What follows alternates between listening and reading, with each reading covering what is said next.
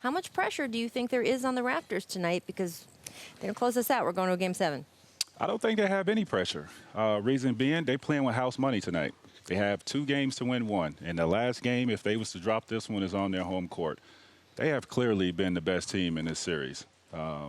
Without KD, it's evident. I mean, before Game 5, like I said, they won 13 out of 16 quarters. That is domination. Their big guys have been dominant. Ibaka, Gasol, these guys have been – it's been a collective group. It hasn't all been on KD, whereas with Golden State, there's so much that Steph and Klay has to do in order for those guys just to be in a position to win. So clearly all the pressure is on Golden State.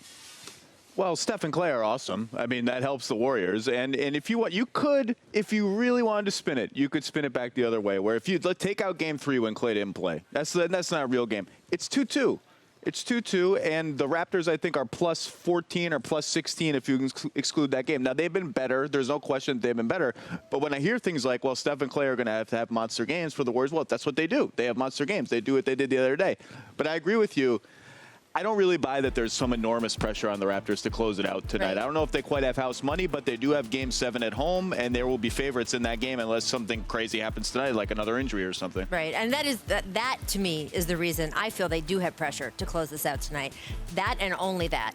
Because we have seen with the Warriors what happens when you have bodies drop like flies, right? All of a sudden, the odds shift, and you're not the favorites to win the series anymore. The Raptors are playing with 2 guys. Kyle Lowry, who has a thumb he has to get. You heard me try to have him to talk about it. You don't want to talk about it. Shot up and numb. It is numb before every game. He's made it clear he's going to have some kind of surgery or medical procedure on it as soon as the series is over. And Kawhi Leonard, who is clearly hurting, maybe on both legs, right? There's the injury to the leg from last year. Then there seems to be a compensation issue with his knee on the other side. Again, he's not talking about it that much. But we've seen him pace himself through a game, Tracy, right? He could not be 100% through that whole Game 5. He had to turn it on more in the second half. How many more games? Can he get through 2 whole more games, or do you only want to have to get through 1? This guy's been here before. He's a champion. He's a finals MVP. Clearly, he's been the best player in this series. He knows how to pace himself.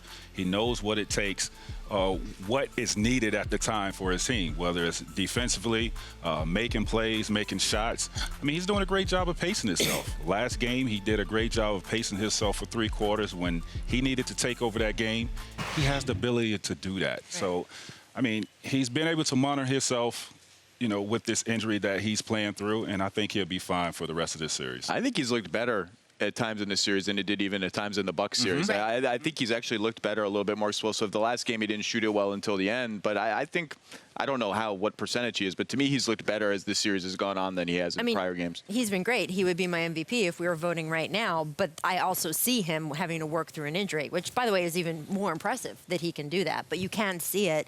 What I don't buy, though, is this idea that people are kind of feeding into the old Raptors, right? Like, oh, you know, the Raptors, they can't handle pressure. Look what's happened in previous years. It's just a completely different team. So I feel good about these guys. If these guys did get in a Game 7 pressure situation, oh my God, they're not, I would say they're not your father's Raptors, but they're not even your only 1-year older brother's Raptors, because they're not the Raptors of last year or anything before that. But we are not long removed from a Game 7 against the Sixers where it did look like there was only one guy on their team who wanted to shoot. And so you just wonder if they got back into a situation where their whole season was on the line, they have some guys who are pass-first players who can have games, or they sort of just kick it out. And, like, they can't afford to play that way. Those guys need to shoot when they're open. Even Pascal missing his corner threes, he's got to let it fly. That's a shot he's going to have to make. Do you know how they can fix all of that?